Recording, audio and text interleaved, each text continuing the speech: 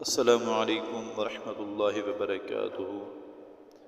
آج کی اس ویڈیو میں ہم آداب زیارت مدینہ المنورہ بیان کریں گے۔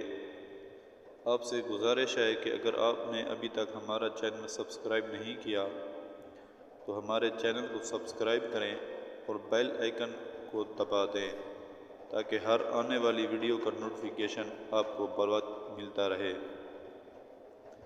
جب مدینہ منورہ میں روانگی ہو تو راستے میں درود شریف کثرت سے پڑھیں، بلکہ فرائض ضروریات سے جو وقت بچے سب اسی میں صرف کریں، اور جب مدینہ منورہ کے قریب پہنچ جائیں تو خشوع و خضوع اور ذوق و شوق پیدا کریں، بس درود و سلام سے زبان معطر رہے۔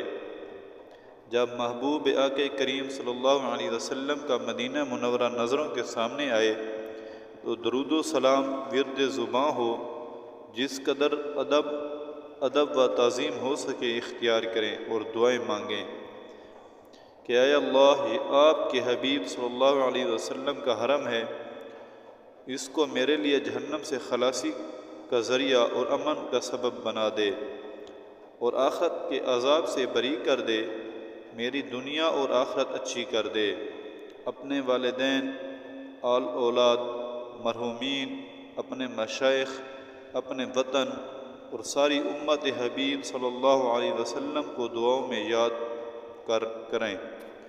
شہر مدینہ میں داخل ہو کر سب سے پہلے مسجد نبوی صلی اللہ علیہ وسلم میں جانے کی کوشش کریں۔ مدینہ منورہ کے قیام میں زیادہ وقت مسجد نبوی میں اعتکاف کی نیت سے گزاریں اور پنجگانہ نماز باجماعت مسجد نبوی صلی اللہ علیہ وسلم میں ادا کریں۔ مسجد نبوی صلی اللہ علیہ وسلم میں ایک نماز کا ثواب آذر حدیث 1000 گنا زیادہ ہے۔